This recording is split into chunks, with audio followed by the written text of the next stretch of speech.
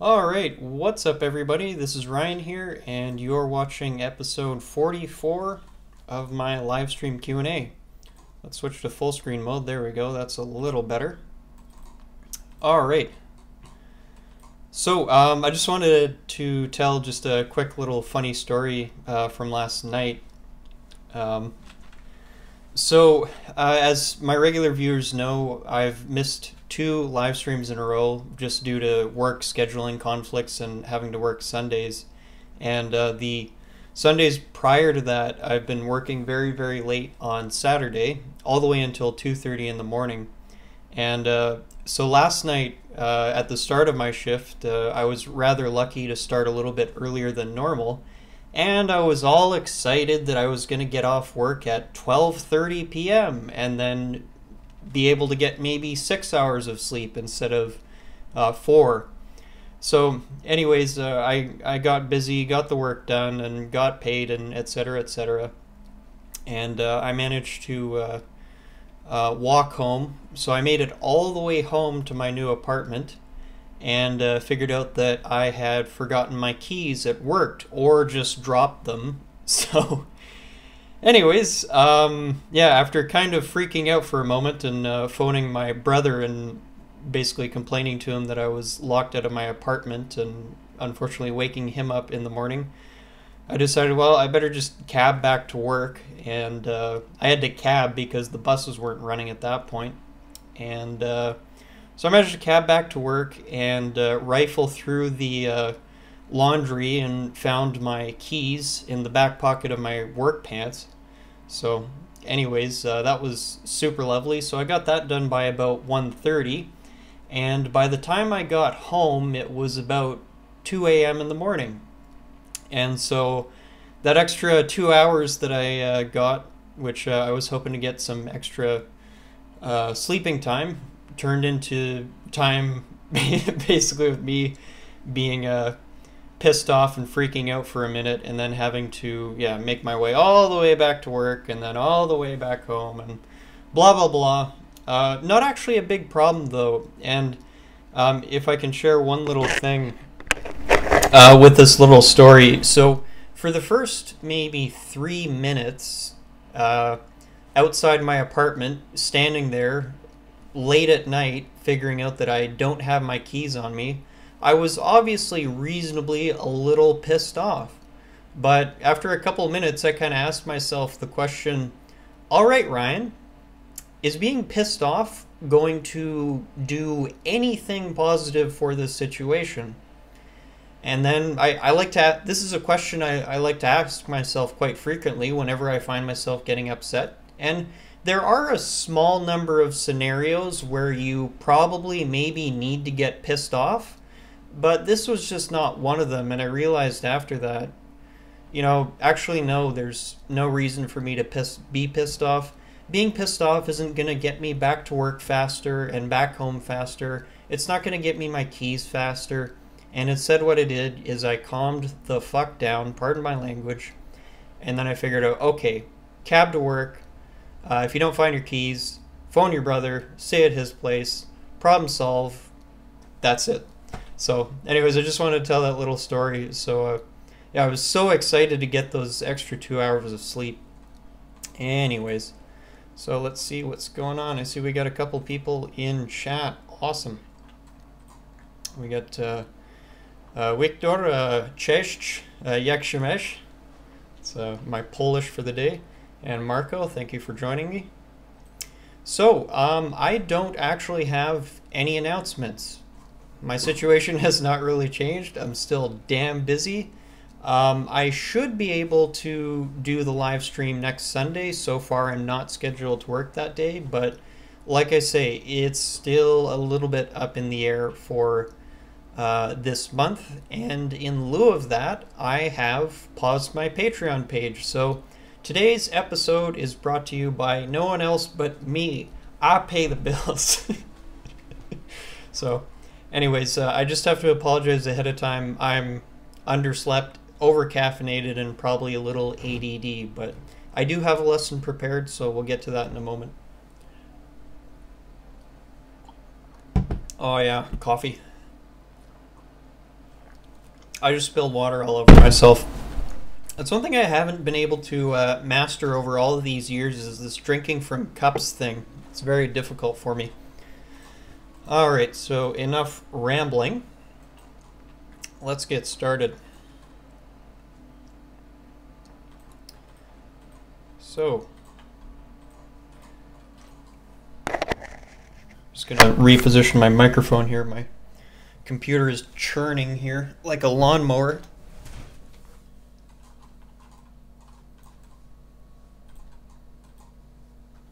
Okay, here we go. So today's lesson is on multi-module projects in Android Studio. So that'll be our big topic for today. I don't think it'll actually take me too long to get through it, but I always say that and then I end up rambling for 50 minutes. It won't be that long, but so what we're going to do is I'm going to talk about multi-module projects in Android Studio for roughly 15 to 30 minutes. I don't know, probably closer to 30. And then after that, we'll get to some Q&A. But this is a topic which has been rather relevant lately, and it's been something that I've been discussing with some of my programmers, Darrell and Devor, and a bunch of you guys. So I thought, you know, since it's fresh on my mind, let's have a little ramble about multi-module projects. So the first thing I wanted to do right off the bat here is I just need to give a big reminder to everyone. One of the most annoying things about learning programming in general is that we tend to have situations where, for example, programmers kind of love to confuse the hell out of us by having the same names for different things and different names for the same things. So why I wanted to bring this up right off the bat is that in this particular case, we're speaking of a module as it pertains to Android Studio. Not Dagger 2, not the way Uncle Bob speaks of modules in clean architecture, as I learned. Specifically Android Studio. Now, Android Studio, of course, uses Gradle, and I believe not even Gradle uses the term module for what I'm going to be talking about. They actually use the term sub-project. So I just wanted to mention this ahead of time.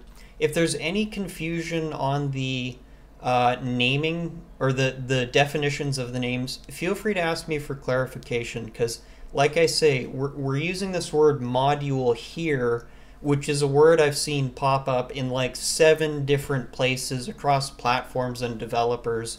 So anyways, I just wanted to give that preamble here. That's one thing that really kind of irritates me about programming and the way it's taught. But at the same time, I understand like there's only so many words you can use. So fair enough. Anyways, we're going to be talking about a module. So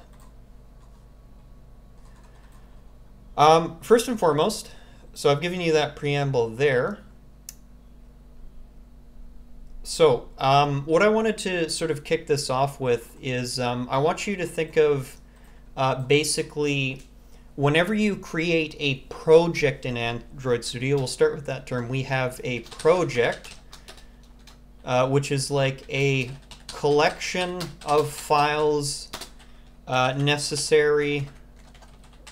Probably I'm going to spell necessary wrong. Necessary and relevant to an application.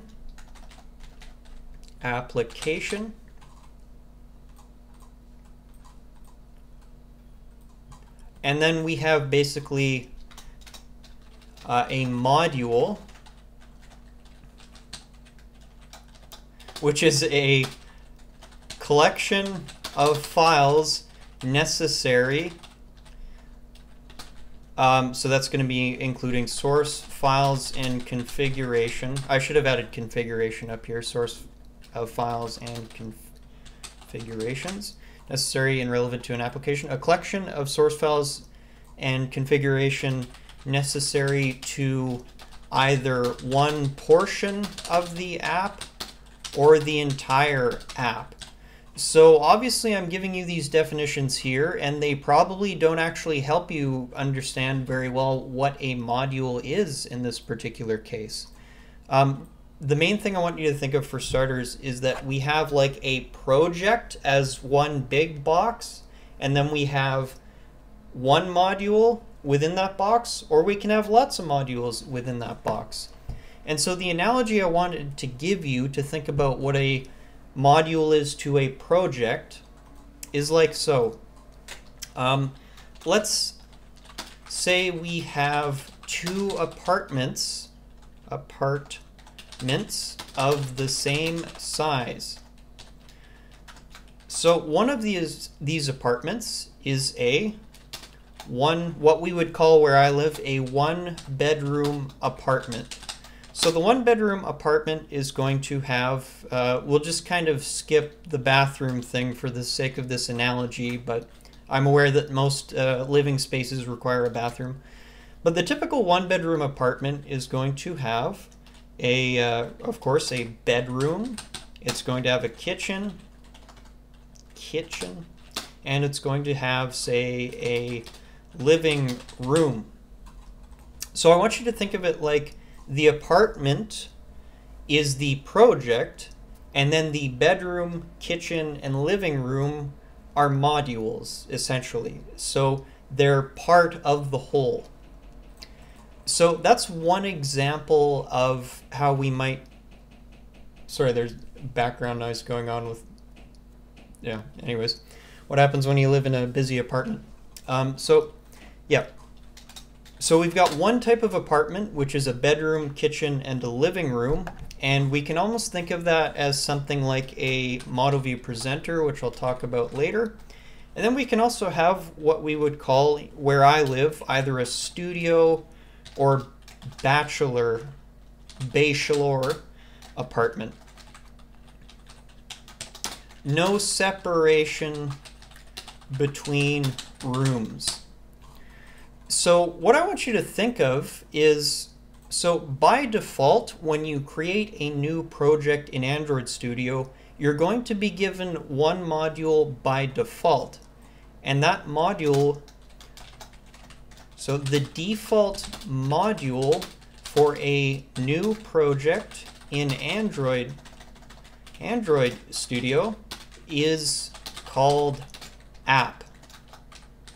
Just like so.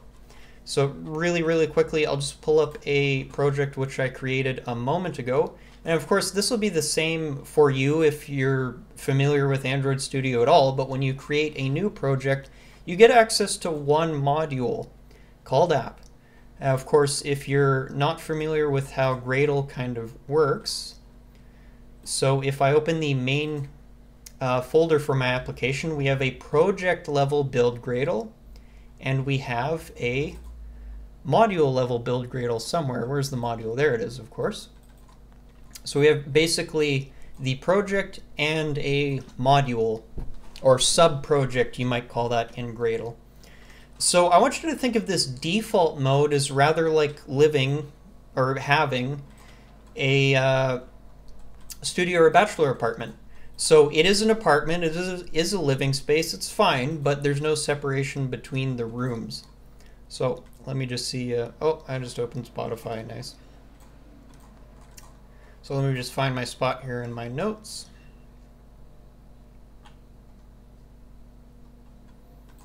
All right, so to kind of wrap that up,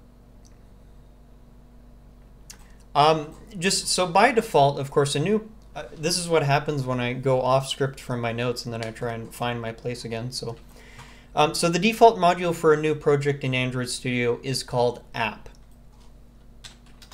Now, the last kind of point I'll talk about in defining a module is you might be wondering, when might we want to start using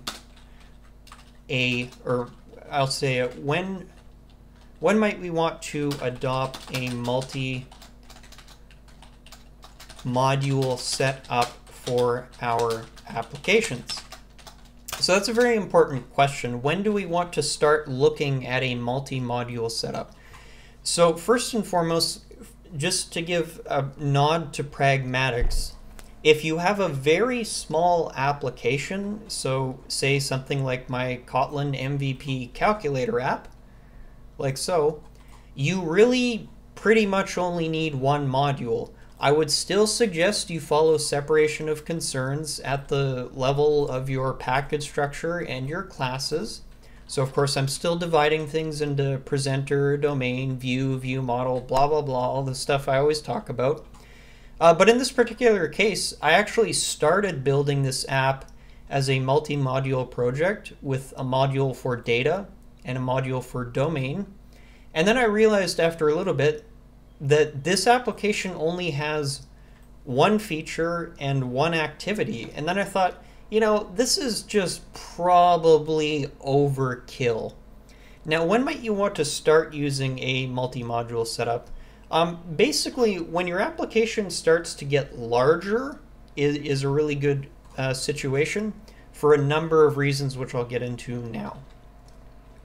And keep in mind, there are plenty of really good Android applications that are single module applications.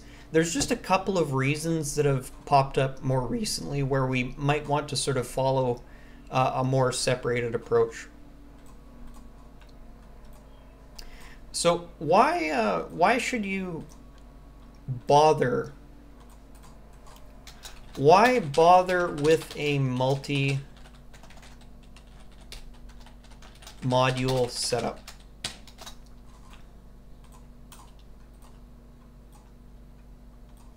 So number one, and well, this is probably the main, I'll riff on this, but I'm going to divide this into a couple different points, but the biggest thing to keep in mind about this is one of the main benefits to using modules or a multi-module project is separation of concerns. So the first big benefit to a multi-module setup is SOC, separation of concerns. So I can talk for literally hours about how important separation of concerns is and how it is basically the actual goal of following something like model view presenter as opposed to having, say, a God activity. So essentially what I want you to think of is having a multi-module project is like following MVP as opposed to doing everything in activities. So we're talking about something that is like a high project level concept, a multi-module project or a single module project, and how it's actually very, very similar in principle and concept to the separation of concerns you get when you adopt something like model view presenter or model view controller or model view view model. When you're pulling one big thing into 3 or 4 or 5 or 2 or whatever smaller things that are independent of each other. So that's really the key concept you need to take away here. Obviously, like I said, it's a bit of a scale problem. If you're building a tiny application, you probably don't need to separate it that much because there's just not that much to separate. But the moment you start to get any size with your application, you're going to want to consider doing this to promote separation of concerns. So yeah, that's kind of my main point there. So it's going to promote separation of concerns, which is very fundamental. Now there's a couple other things it can potentially do for you. When you've adopted this style and done it properly, what I want you to think of is you want to basically treat each module like a library. What I mean by library, exactly what you think. I want you to think of it like this thing you wrote is like your favorite API. So to give you an example, I want you to just like think about what are your favorite APIs to use that are simple, effective, and do exactly what they say they do in terms of their interface. So for example, one example could be Glide, which is an image processing library. So let me just show you a little bit of sample code from Glide.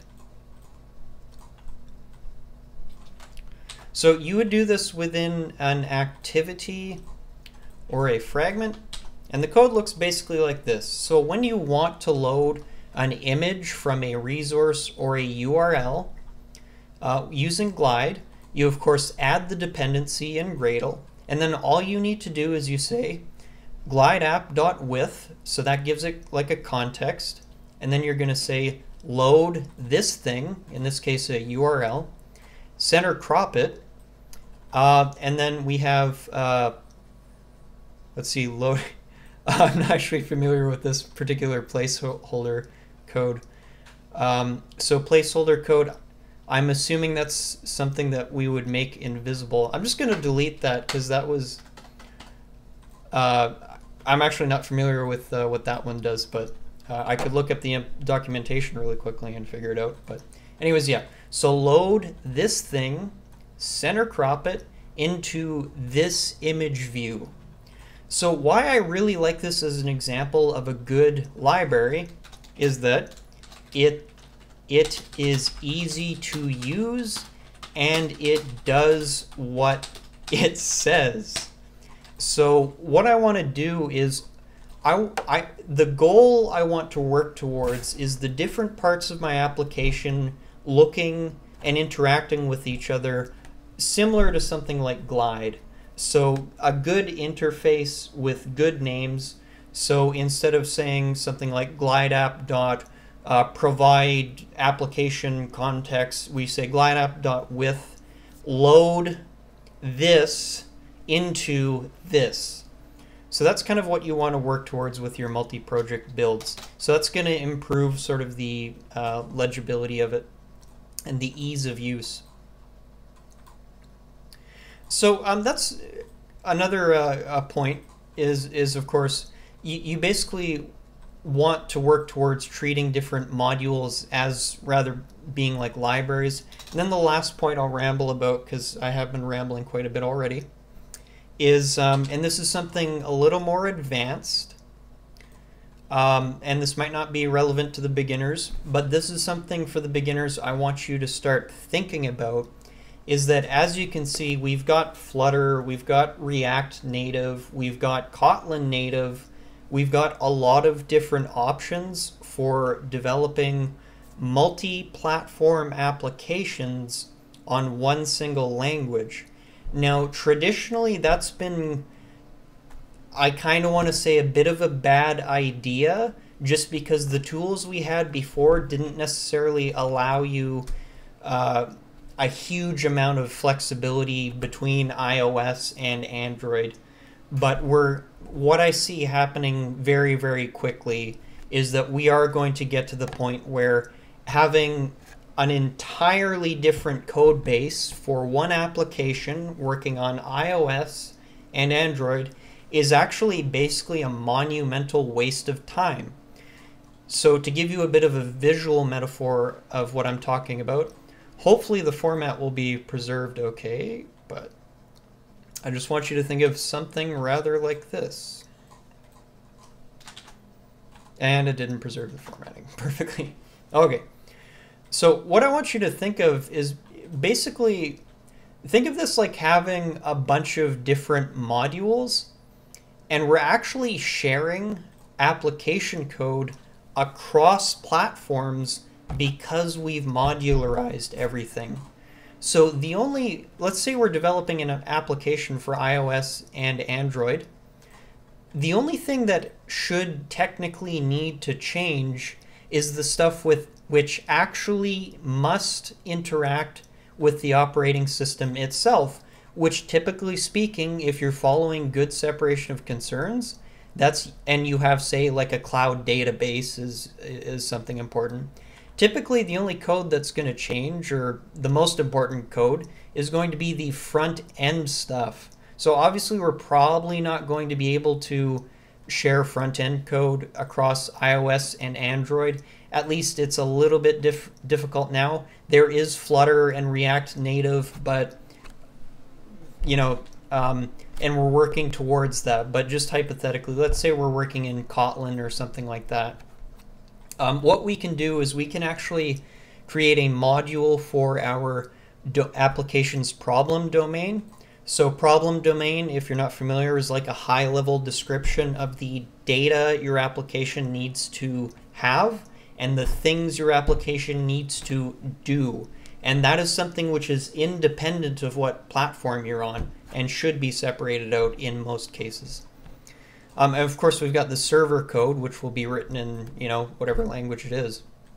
So in this particular case, we're able to basically share and swap things out and drastically eliminate the sort of not eliminate code reuse, drastically encourage code reuse, as opposed to writing the same thing a different way on a different platform. So that's a very key and that's a very useful concept for a multi-module project. There's lots of other benefits, like a couple things I'll just add here really quickly. Easier to compile and test. So one of the difficulties we can run into is that when a project gets quite large, we can end up having enormous test suites. So by breaking your application down into separate modules, we can compile them and test them individually, which is very useful. Building on that, I was going to write D and then I wrote 4. Wow, I'm terrible with letters. Okay, so that's another thing. And then one last final point here. As some of you have noticed, let me just scroll up here. Kotlin can drastically increase compile time. I'll just say actually just build times. I can't type apparently in Android Studio. One of the ways we can reduce this build time is by having a multi-module project and only compiling modules necessary at the time. So essentially what I'm talking about here is, as opposed to always building the entire project, if let's say you just need to run a couple unit tests in your domain layer, instead you can kind of just compile the domain layer and execute the tests there, which is going to be a lot faster, and that's something you're going to basically want to work towards if you want to avoid the 4, 5, 8, 10-minute build times, which we can see adopting Kotlin. That is like one of the really annoying things about Kotlin, really the only one that I've seen so far, and they are addressing this, working on addressing it. But the thing about Kotlin is that Kotlin compiles to Java, and then Java compiles to bytecode, whereas a Java-only project just Java to bytecode.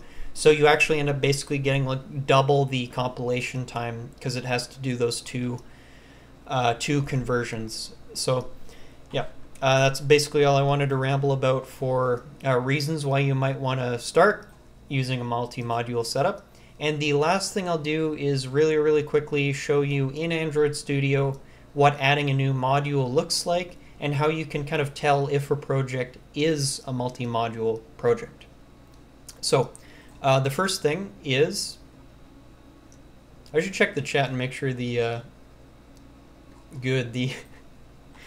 my microphone is still working. I'm always wary when I talk for like a half hour at a time and then my microphone dies or something like that. But honestly, it feels like I've been talking for 5 minutes, but I see we're 30 minutes in here. So last point, how do we add a module? Oh, switch to code. How do we add a module to an Android Studio project and tell if we have a multi-module project?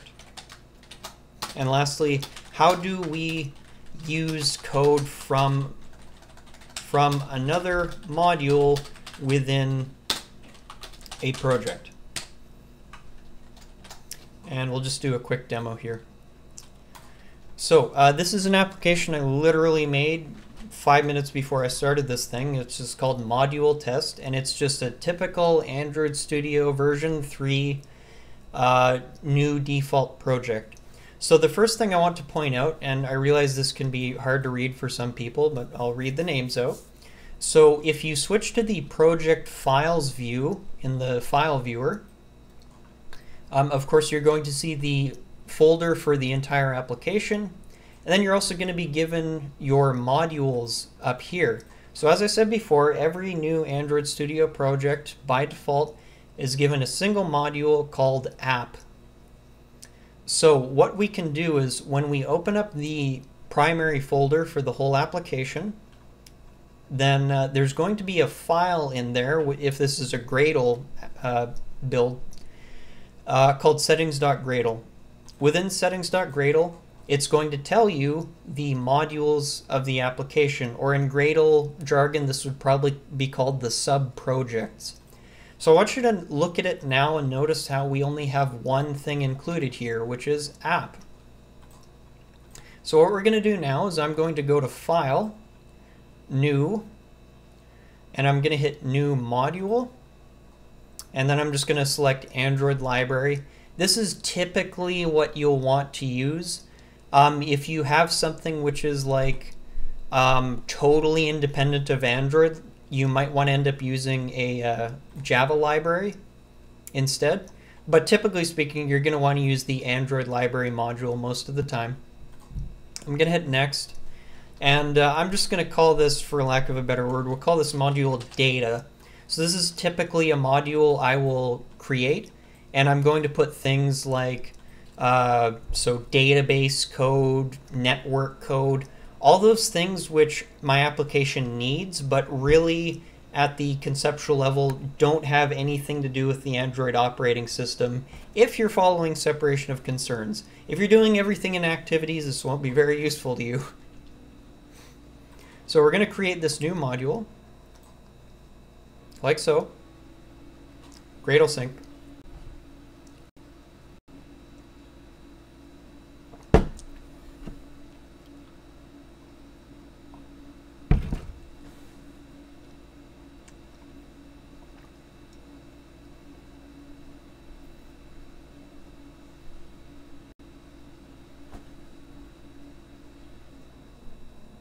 Okay, sorry, just doing a little Gradle build action there.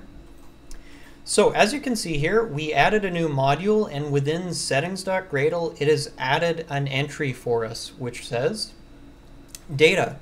And if I look over in the file viewer over here, we can see we have a new module added. And that new module is going to have its own build.gradle. It's going to have its own source directory, and everything's great. We're super happy. So the last thing I'll kind of do here is you might be wondering, okay, we've created our data module. How do I actually get it so that my app module can use it? And that's really, really simple. It's just one little command which looks something like this. So if I want to depend upon a module within my projects directory, what I can do is I can type implementation project brackets. Here, I'll zoom in a little. Implementation project brackets, and then we can say data. So we give it the name of the module, and then now if I were to do a Gradle sync, I won't because the stream will lag. But if I were to do a Gradle sync now, we would be able to depend upon the classes within our data module. So that is it for my spiel on using or creating multi-module projects, what they are and why you might want to use them. And with that, I'm going to run a quick commercial break, catch my breath, and yeah, we'll get to some Q&A next.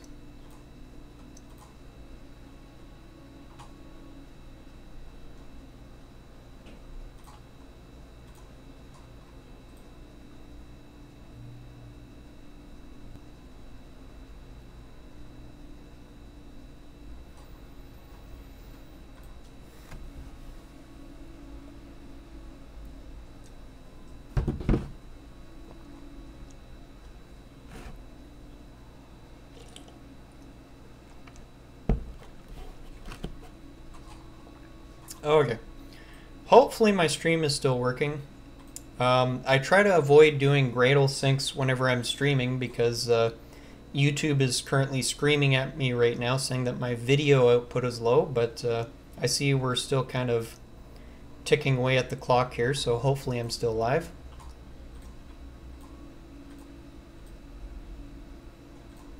And if not, I guess I'm just going to be talking at myself for a while. Okay, let's just get rid of that.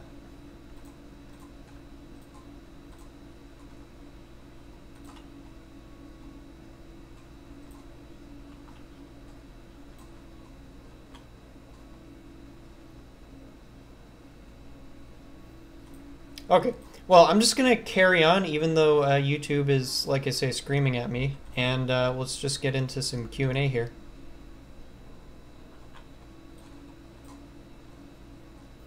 Okay.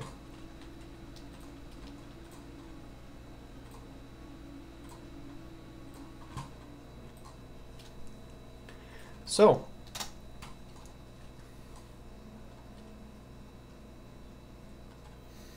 I'm going to, this question is from a Cyrillic name I unfortunately can't read. I do need to learn Cyrillic soon, but I'll just copy and paste it.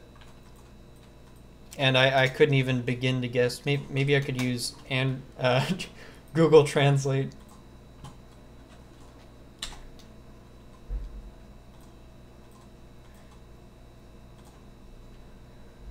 I'm told by Google Translate that your name roughly translates to Leonardo.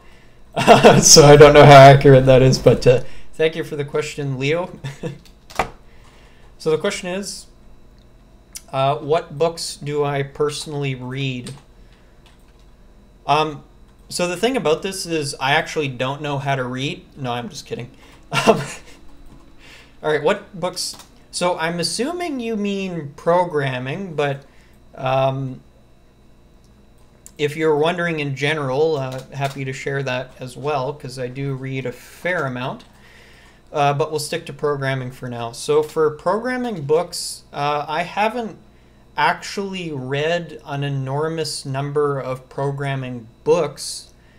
I'll give you a couple, but most of my learning has come from online sources, and typically speaking, books are not my preferred format for learning code, but they can be very useful and very good, and generally speaking, it's good to have a couple on hand. I don't have my normal assortment right here, but I'll give you the names of them. So the first book I ever read, which helped me get a grasp on software architecture, was Design Patterns Explained, and that is by A. Shalloway, hopefully I'm spelling that right, and J. R. How do you do that? J.R. Trott. And this is a wonderful introduction to the most useful concepts you'll learn in software architecture. I really can't say enough how awesome this book is, because I read it really early on in my development career, and most of it I didn't understand, but there was a couple things introduced early on, like UML, Unified Modeling Language. UML is a code word for drawing boxes and sticks with words in them, but it's how we design applications on paper.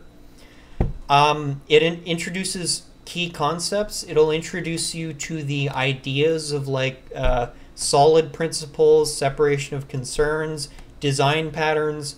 So this is I highly recommend this book, Design Patterns Explained. Number 2, so this book is a bit dated, but it's still an absolute wealth of knowledge. What is it called? Enterprise Architecture? Oh, just give me one moment here.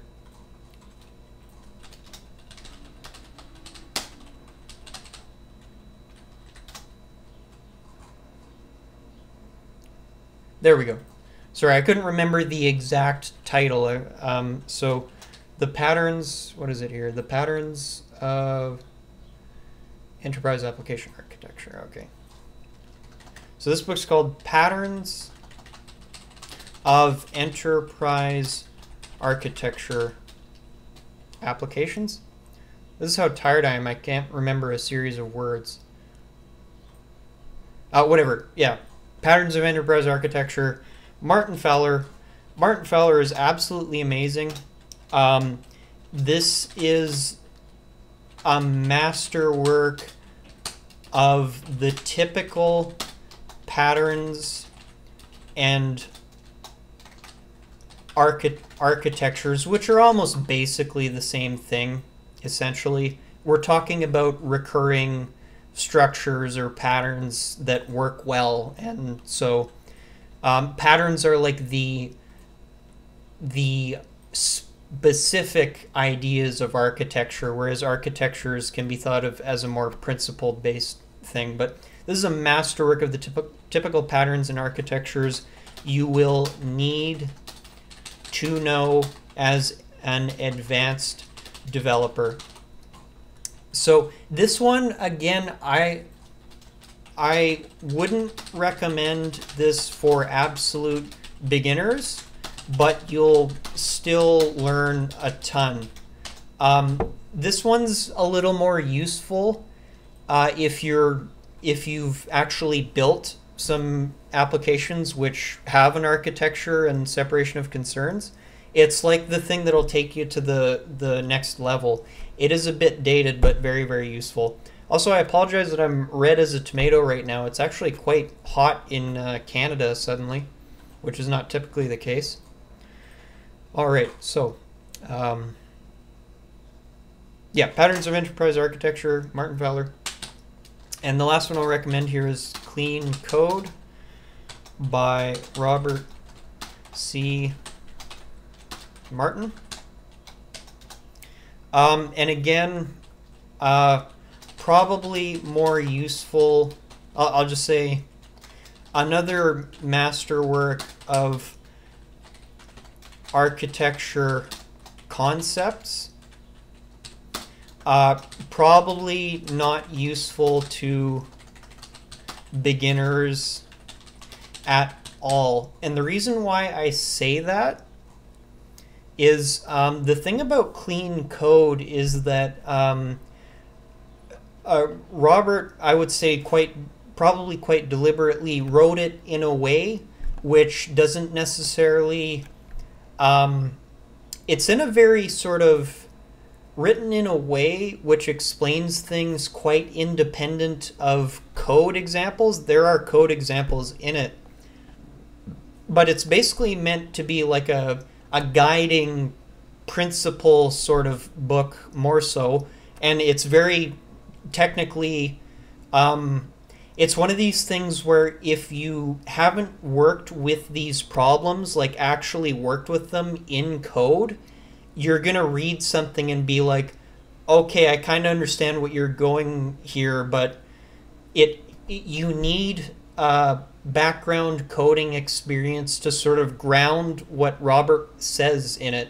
And the same is true of Martin Fowler's book, but particularly with Clean Code. It's a very conceptual book, whereas Patterns of Enterprise Architecture is a very like specific in the trenches. This is how you build this specific data structure at this level, and then you'll want to use this data structure at this size of an application. So yeah, those are basically my 3 top picks for books on code specifically. And yeah, I love them all. I've also heard a book which I hear developers recommend all the time. I think it's called Effective Java. Let me just double check on that. Effective Java. Yes. Effective Java by Joshua Block. This is actually something I'm looking to pick up. I've already learned some concepts from the book, just because developers talk about it all the time and share knowledge from it. But this is something I want to pick up myself. But basically, if you have these 4 books, you're going to be able to build amazing, modular, flexible, great Java and Kotlin applications. In fact, one of the neat things about Kotlin is that I believe it has a lot of the things in Effective Java actually built into the language. Anyways, I won't start rambling about Kotlin, but yeah, that's my answer to you, Leo. These are the books that I would personally recommend for programming specifically. All right, what else have we got?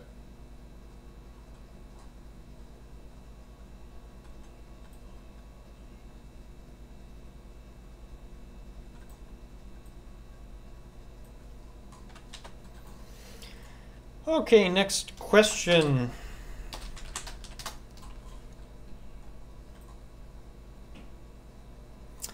So this question is from Juan, and Juan asks, is it really fundamental to learn Gradle for an Android developer? I'm going to give sort of a multi-tiered answer here. So as a junior, you'll be expected to know the basics of dependency management and configuration of projects. So as a junior, this is all you really need to know. So one of the nice things about Gradle is that it was designed with this goal in mind. I'm butchering this a little bit, but basically what they wanted to do is they said good defaults, but lots of options for configuration. And this is really why Gradle is such an awesome build tool, is that when you create a new project, between Android Studio and Gradle, it does most of the work for you. Now, the cool thing about it is that you can really expand the functionality of Gradle by adding plugins, which I probably won't talk about. So what I'll do is I'll list out what I think an intermediate developer should know next, and then I'll show you for the juniors kind of the basics of it, and for the more advanced topics, I'll leave that for another time. I would like to eventually do a Gradle tutorial, but I'd like to eventually do a tutorial on 500 different things that I don't have time for. So anyways, let's get started. As an intermediate developer, I would say you should understand, what should I say? You should understand the basic structure of a Gradle build, understand configuring dependencies in a modular way using things like project.ext, for example. What other examples? So understanding how to achieve multi-module projects, like I just showed you a little while ago. You'll want to know how to do that. You should know how to independently deploy sub-projects or modules. I could actually go on for quite a while here, but the basics, really what I'm trying to say is, so as a junior, let me just jump into what you want to know as a junior, and then for a more advanced developer, the thing about Gradle is that you can get pretty damn advanced with it. There's a lot of stuff you can do, but as a beginner for small scale applications, you don't really need to bother so much. Work towards it eventually. So let's talk about what a junior developer will want to know for Gradle. So one of the first things I just want to mention, so number one, when Gradle compiles your project, it actually has an object called project. And I want you to think this just as like an object or a class in Java. It's got a thing, so it's sort of analogous maybe to the every Android app has a application class, which is the primary container for the app. So when you're Gradle, basically what Gradle does is it has this big object called project, which you can configure, and when it compiles it sort of becomes this object. That might be a little vague. Once you work with Gradle for a little while and you read the documentation, you'll kind of understand what I mean by that. And let's go into, say, this application here. So really what you want to know, so for the basics of Gradle, what you want to know as a junior developer is, so there are different build.gradle files, which are just configuration files for different, what's the word I'm looking for? Different, come on, brain, you can do this. Different levels, that's a terrible word, but the word's escaping me. Levels of your deployment. So we've got, for example, the build.gradle for the whole project, and then we've got a build.gradle for each module, by default just app. So that's one of the key things we want to get started with here. So when you create a new project in Android Studio, what I'll suggest for the beginners, do not use in the file viewer panel, the project explorer I think it's called, don't use the Android view. It's very misleading. It'll actually like trick you. It's just not very useful, and it'll actually like trick you as to how the actual project is laid out in terms of a file tree, which is something that kind of confused me at first. Switch to project files, and what you'll see is we have like the main project folder, and then we have each sort of module.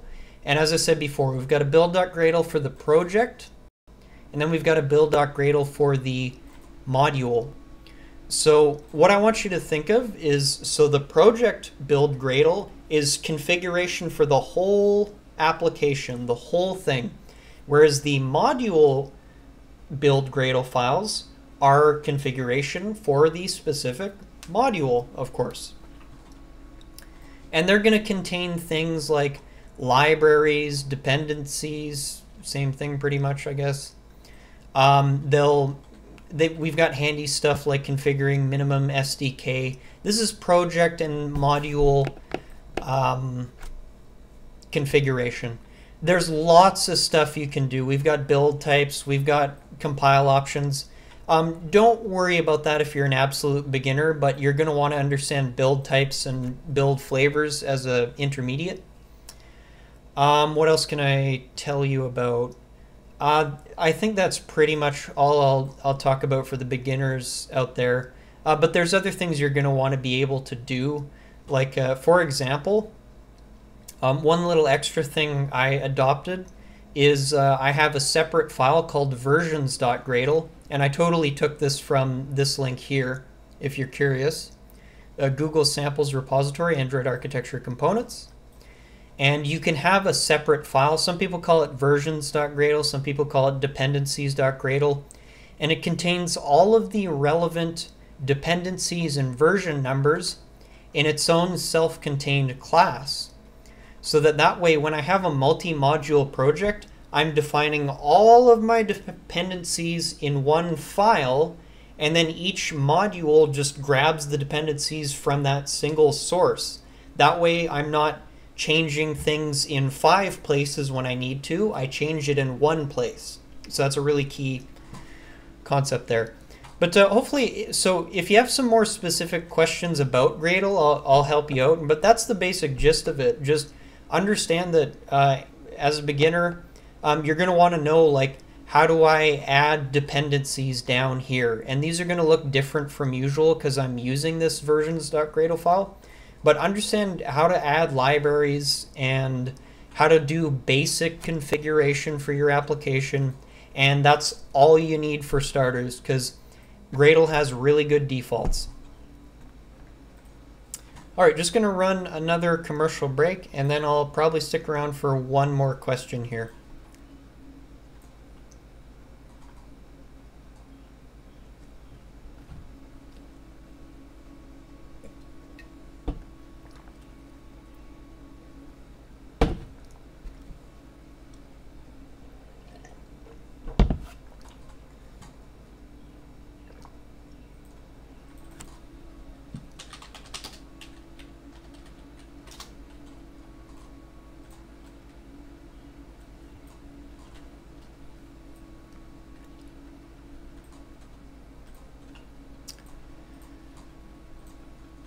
Okay, and so one last point on Gradle.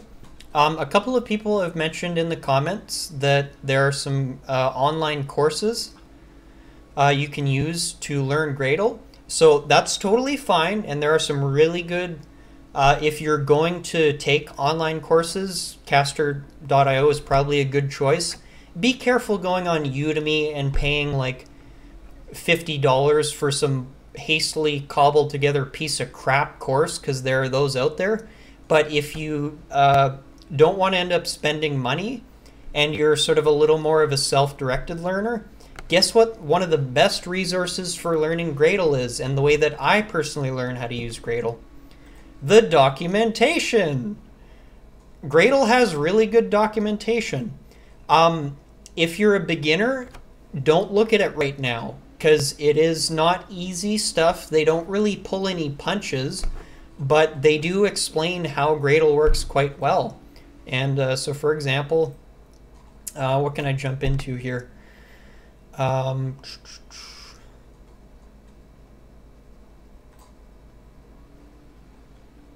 Maybe I can go to like, where's project? Where's the basics?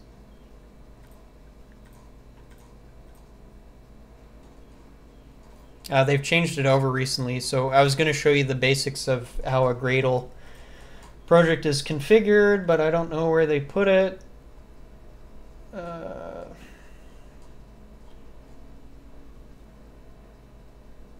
Yeah, they totally updated this guide, so I'm hoping it's updated and even better. I was going to show the typical things that you get with Gradle. Oh, and one last point. This was something I always wondered as a beginner, and this is not easily this information is not easy to find. What the hell is ext? You'll see this a lot in Gradle projects, this ext thing here. I'm not sure if, I think my projects do use it at some point. So my projects are going to use it here, and then also in the main build. Oop, no, I didn't ask you to move anything, stupid Android Studio. Let me just pull up a repository which does have that. No,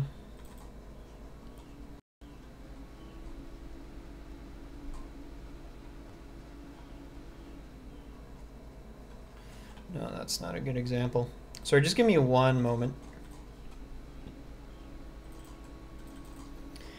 Maybe room.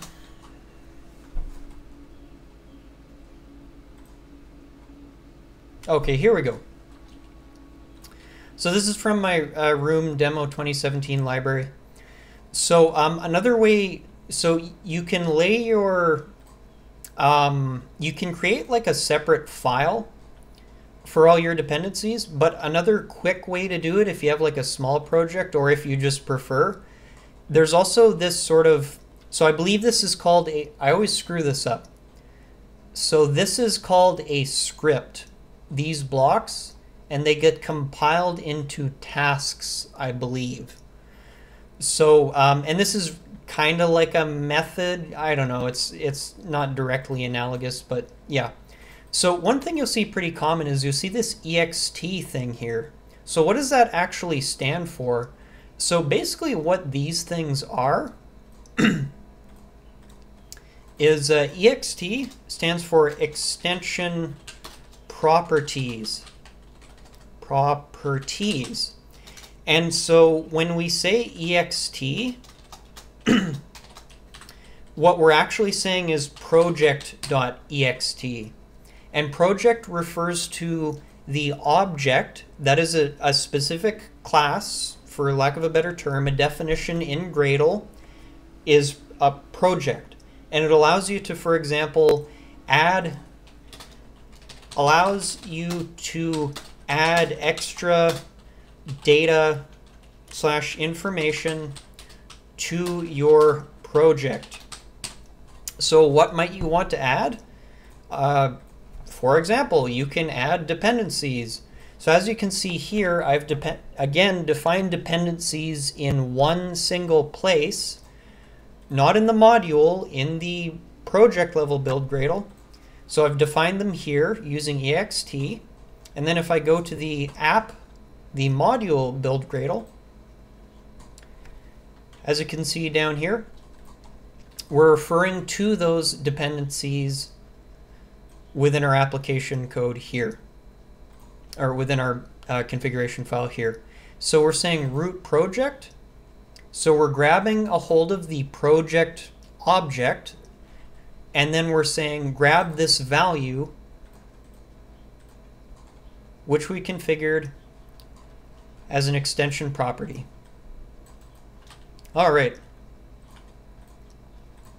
So hopefully that gives the beginners out there a good overview of Gradle, what you want to know. There's a lot to it, but just to get you started, that should help, I would think.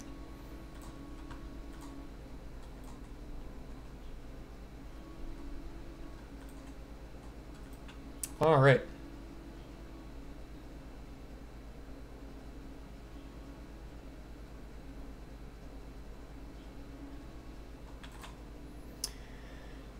Okay, so unfortunately I'm gonna have to call it quits for now. I see we're already over the hour mark and I have some business to take care of. I'll just do this one really quickly. So that's this is from Kapil.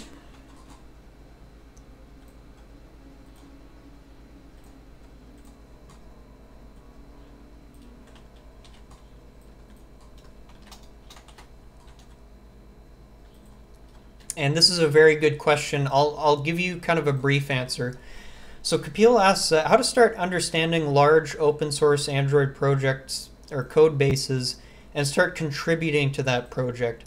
So of course, in order to contribute, you're going to have to be good enough to, you know, code at the same level as the project you're working with. But so that's kind of my answer there. But how do you get there? How do you understand new and complex code bases? Really, let me give you the things. These are the things I do. Now, one thing I'll mention, other people like to take a lot of courses and stuff, which is fine if that's what works for you. I actually tend to learn programming as much as possible by looking at high quality open source code. Because in my opinion, there's actually nothing better if you can understand it than seeing it in code. So how do we do that? So number one, so these are the steps I take. So number one, when I encounter a new code base with new things, I'll grab a piece of paper and start to sketch out details of the code base. So what am I looking for? I'll sketch the architecture. What are the dependencies? So that's a key thing I want to know. How is this project structured? What are the dependencies? Is it model view presenter? Is it model view view model? Is it none of those things? So I just want to sort of look through the code and just kind of really quickly figure out what is the general way that this project is laid out. Is it multi-module, blah, blah, blah, things like that. And anything, the classes and modules, I'll basically try and summarize each of them either with a picture or like a little write-up. So I'm going to want to know, let me give you a visual example so you know what I'm talking about. So when I was learning model view model architecture, the first thing I did is I tried to figure out how is this thing actually structured, and I drew a picture. This is the actual picture I drew. Now it turns out Ryan just loves to rant about model view model, but it's not always structured this way.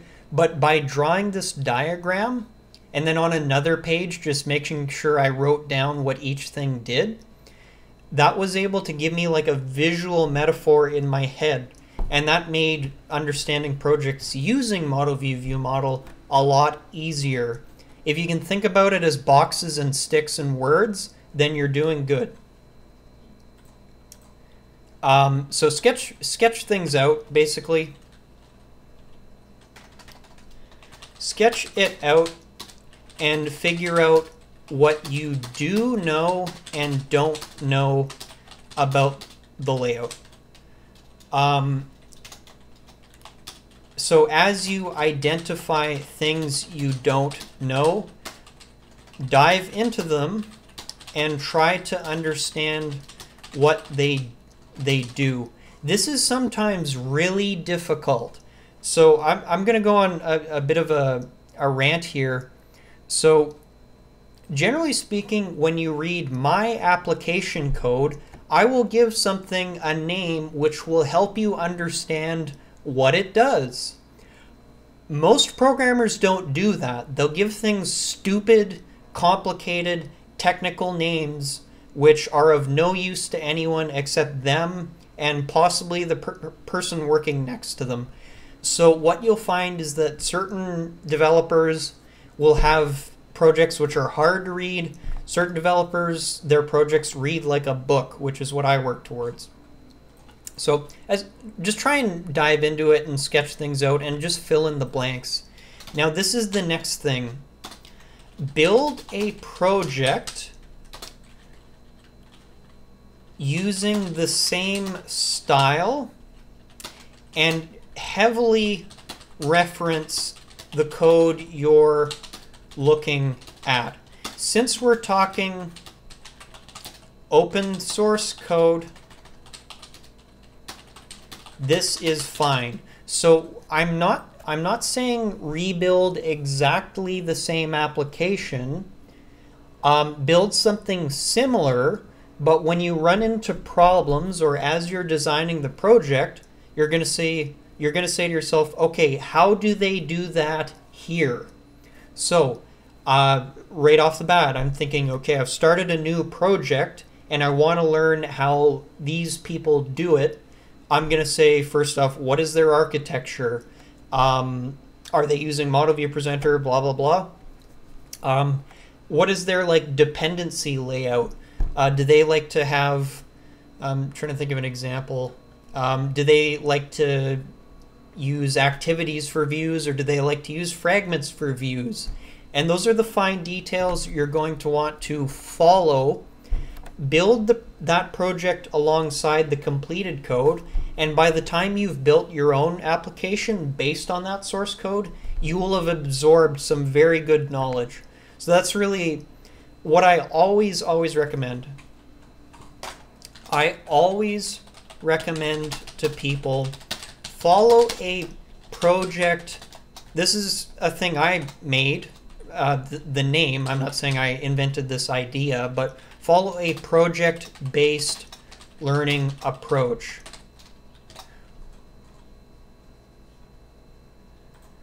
Don't try and learn isolated concepts. Learn concepts relevant to a project you are working on, and those isolated concepts will be grounded, and you'll have something that you've written by hand to ground those isolated topics. And then that'll also focus your search, because there are just too many things to learn in programming and Android and all that stuff. So really do a project, base it off that code, and you should do fine. That is the approach that I have personally used over and over again, and every time I build an application alongside a more complicated code base, it's leveled up my progress so much. That is my favorite way to learn programming. Anyways, so that's going to be it for today. Thank you so much for watching.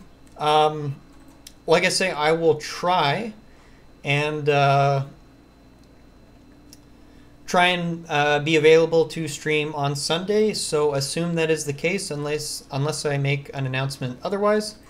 And really no more announcements other than to say I will try and get out the next edition of my Kotlin Android software architecture tutorial. If you're a beginner and you want to learn about separation of concerns and Kotlin and some awesome stuff, check that tutorial out. It's the new one on my channel. And yeah, that's basically it. Thank you so much for watching, and we'll hopefully see you next week. Peace out.